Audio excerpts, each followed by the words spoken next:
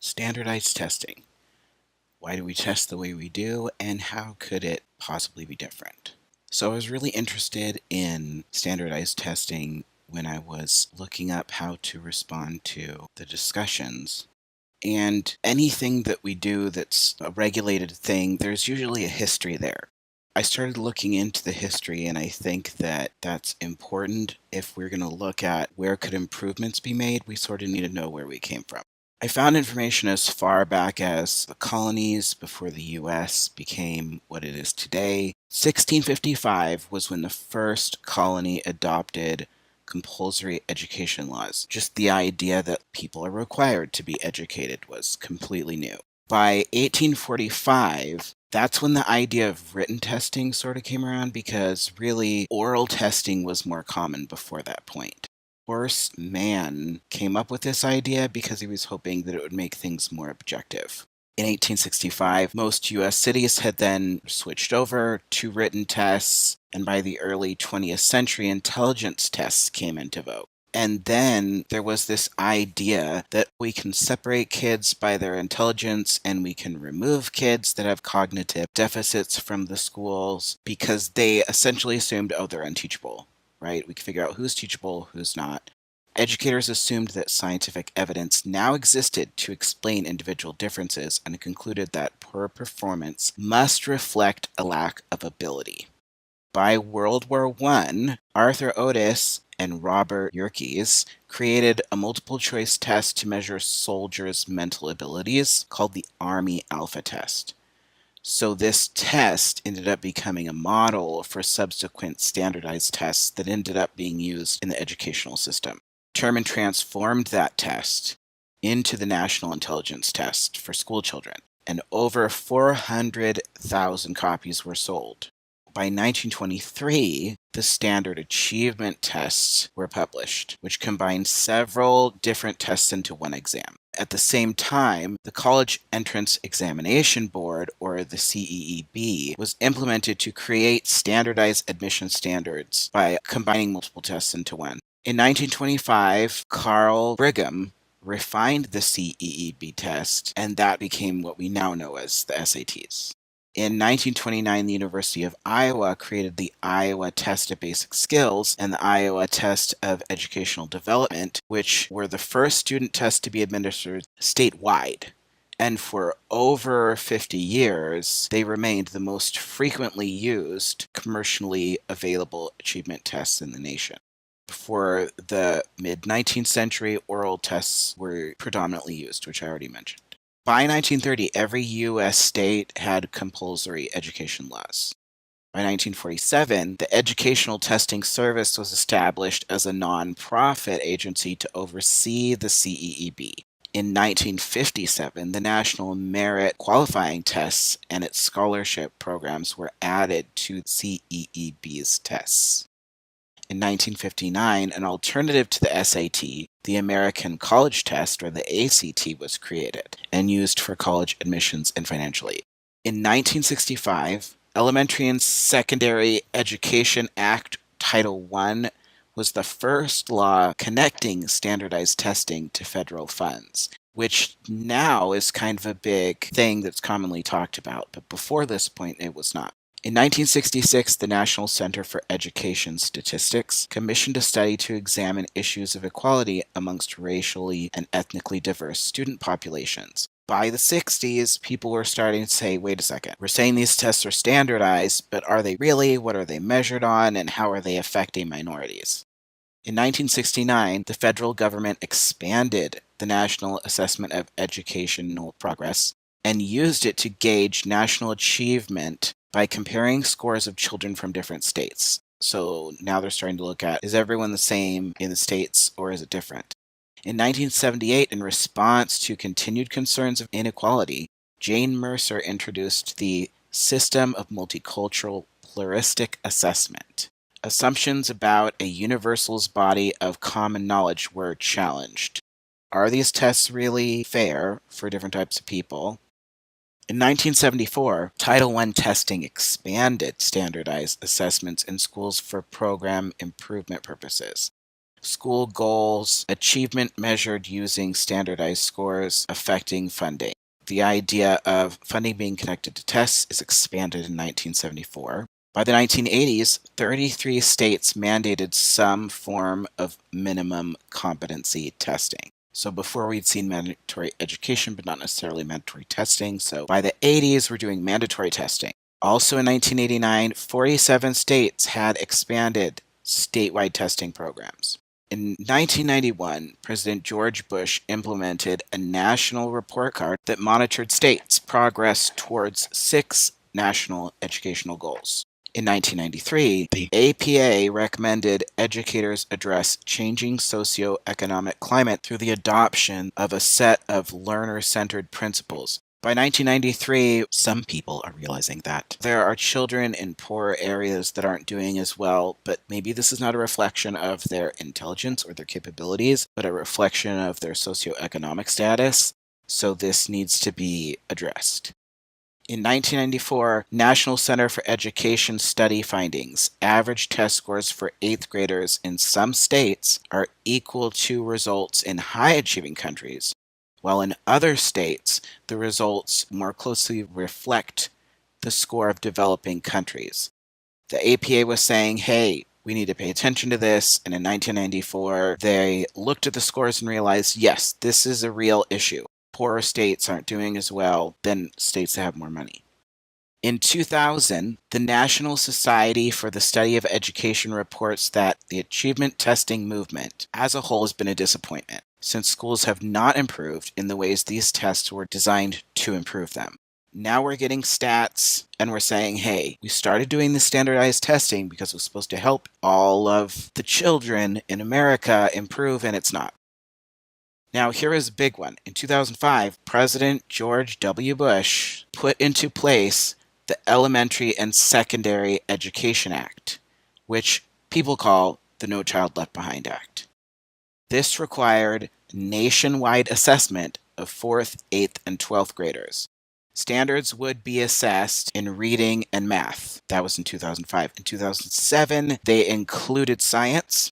By 2014, assessments will evaluate statewide progress towards nationally established proficiency goals and determine if the act is reaching its goals. Low-performing schools face consequences that could include replacement of school staff or school restructuring. This was something that was supposed to make things better. There was a ton of pushback. This is what sort of started a lot of teachers teaching to the test. They're only teaching what's on the test. There's a lot of pressure that if they don't teach a certain way, that they're going to get let go. So a lot of the quality of education that came from varying curricula and creative ways of approaching teaching information was all sort of going away because the teachers are like, I have to spend all year getting them ready for this test or else I'll get fired. And so that was the pushback on the No Child Left Behind Act. So by 2015, the Every Student Succeeds Act was implemented by Obama, and that left accountability up to each state. And the idea was that state unions would have more influence, thus giving the teachers a little bit more of a say. And to date, there's not a lot of data saying that that has vastly improved anything. So we started out with no compulsory education, then it started getting towards, okay, we're going to require kids to be educated. And then once the idea of standardized testing came out, it was like, oh, this is great. We can test people and we can figure out who can do things, who can't. We'll kick out the students that don't have the capability, and the students that are smart, we'll keep them. And then as we get towards the civil rights era, then people are like, wait, maybe these tests aren't treating everyone fairly. And then while this is happening, still the laws that are enforcing standardized education are just increasing, and there's more of them until we get to 2007, which is the No Child Left Behind Act. And that was all of a sudden nationwide, there are all these requirements for teachers, and there's teacher pushback. And there have been multiple studies sprinkled throughout this that have said, hey, we think these tests aren't doing what they're supposed to do, or they're not fair for different students, especially things like, what are these norms based on? Are they based on white, cisgender, heterosexual, middle-class people? So if English is your second language, you may be brilliant, but that's not going to show up on the test. Or If you are poor, you're going to have a harder time because your school doesn't have the resources to help you out. So at this point, if I were to decide, okay, what should we do next? I think the question we need to ask is, what is the purpose of education? John Dewey said that there were two fundamental principles involved in education. So his idea of what education was about was first, diversity. Diversity of information, diversity of people, getting people exposed to things that they were not exposed to in their family. The more people are exposed to different ideas, different people, different cultures, the more they are able to think critically, the more they're able to analyze things in a less biased way. This is the whole idea of a liberal education is important. And then two, the development of critical, socially engaged intelligence, being able to think of things critically, knowing how to analyze things.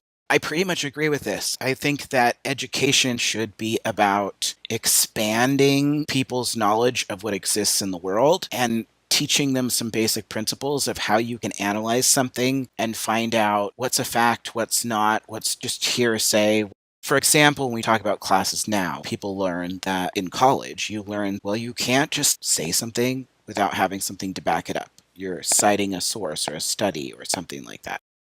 Alternatives. As an example of alternatives, one of the things that I asked in my response to this question in the discussion forum is, why do we test on the subjects we do? So all these standardized tests are mostly based on language and math. Why are we saying that language and math is more important than art or music or a foreign language or anything like that?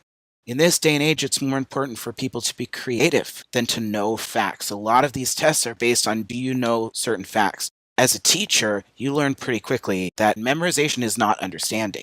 You can memorize something, that doesn't mean you understand it. Nowadays, we have computers that can do so much that the way you're going to make money is not by doing things that used to be done for money, but in things that are more creative, thinking in ways that like maybe an AI wouldn't think, coming up with ideas, being an entrepreneur.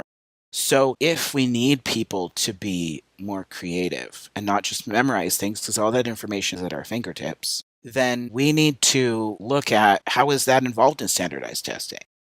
I would argue it isn't, right? So music, as an example, has been shown to be beneficial to memory and is one of the few activities that activates both sides of your brain. It's also been shown to increase brain plasticity, and it also can be emotionally important for students who may feel that it's the only area that they can find success if they're not, great in other areas. Music and visual arts have shown in some studies to actually increase student standardized test scores, even on the regular standardized tests. The problem is, if the laws are focusing on standardized tests and funding is cut if people don't meet certain standards, what happens is the arts end up losing funding, which will end up hurting the scores on the standardized tests. This is all connected. So one of the things I didn't actually put in the PowerPoint is that Howard Gardner wrote a book called Multiple Intelligences, where he basically lays out his concept, he's a neuroscientist, his concept of how different people process information and how math or language are only two of the types of intelligences that exist. But some people have like spatial intelligence. So, for example, a person is really good at visualizing something in their mind. That tends to be like artistic types or architects or interior designers, right? Or you have people that have interpersonal intelligence. They're very good at communicating with people. They process information by talking it over with people. And arguably, if you think about being able to get a job, make money, that intelligence would be worth more than almost any other intelligence, right? Because almost every job has to do with dealing with people. And then you have musical intelligence. So you could have someone that processes information in a different way. And why are we giving weight to math and not giving as much weight to music or creativity or interpersonal intelligence? On top of that, the ways that it's being assessed. So a pen and paper test, or nowadays a computer test, I'm sitting down at one point and I'm clicking on answers of multiple choice questions. How much can that really tell me about a student? First of all, you're just getting a snapshot of that one day. If they're having an off day, that may not be a true reflection of their intelligence. Secondly, maybe linguistics is not their intelligence. So maybe they are really creative, they know information, but they're just not great at reading. Maybe they're dyslexic. Maybe they're brilliant in other areas, but they're dyslexic. There are so many other ways to assess that could be used that are not used. So oral examinations, and we talked about the history, it used to be that oral examinations were sort of like the dominant way of testing, and then we switched to written tests. I don't think we should go back to just oral examinations, but oral examinations are going to show us things that written tests are not. Some other things that have been suggested are stealth assessments. The idea of stealth assessment is, let's say, for instance, it's an online course. Those courses usually are set up to track how many hours you're logged in, all your assignments, many different types of assignments, and how well you do on many different types of assignments. So it's not just multiple choice. All of that data could be used to assess someone, as opposed to just the tests. Another one is collection of social emotional skills survey. So this is like looking at someone's interpersonal intelligence. And then portfolios. So the idea of a portfolio is a collection of different types of works over a long period of time. So again, you're not having too narrow of a focus. All of the suggestions just mentioned were from an article, as you can see, that's cited. However, one thing that I wanted to put in there, seeing as how I used to be a cosmetology teacher, practical assessments. When I taught people how to cut hair, I did have to give them written tests about what are the parts of the anatomy and what are the different tools that you use and what are the words that we use to talk about haircuts. But ultimately, that's not really going to tell me how well someone's going to do at cutting someone's hair. The best way I can test that is to have them cut someone's hair. What would that look like in a K through 12 situation? It's going to be different for every single subject. So it's not going to be easy to standardize. But if you're in science, having people do practical science experiments, if you're in chemistry, having people do actual chemistry experiments, and then tracking their results, how they did it, did they do it correctly, do they understand the steps, do they understand what they need to use and how they need to use it, that's going to tell you things that a written test is not. Or in music, you can give someone a written test about what are the different notes, what's the staff mean, what's a measure. But that's going to look a lot different than having someone actually play their instrument. Someone can understand music theory and not be able to play their instrument. Ultimately, I don't think we're going to be able to have one standardized test that's going to really show us the level of all the students in America. If we really want to know how someone's progressing in their education, we have to look at all the aspects of their education. And so as a last point, I said, think about it like in psychology. If you are a clinical psychologist and you are working with a client, yes, you can have them take an assessment. When I got assessed for autism, the doctor had me fill out like 3 written assessments. Then she interviewed me, then she interviewed my mother, then she called my husband, then she wrote out a report. If she were to only go off of one written test, that report would have looked a lot different. When you're trying to diagnose someone, you would not go off of one test. If you go to the doctor, yes, there are some things where you have a blood test and there's a positive result, but they're also going to look at your medical history. They're also going to look at your blood pressure and your weight and everything that they check, your temperature, everything they check at that, moment. And so ultimately, if you were a doctor or you were a psychologist, you would not diagnose someone off of only one test, generally speaking. So why are we trying to, quote unquote, diagnose students off of one test? It doesn't make sense. And it's not going to be an easy change because people like easy answers, but that's just not how it works. As a last slide, here is a quick view of my resources. Thanks for listening.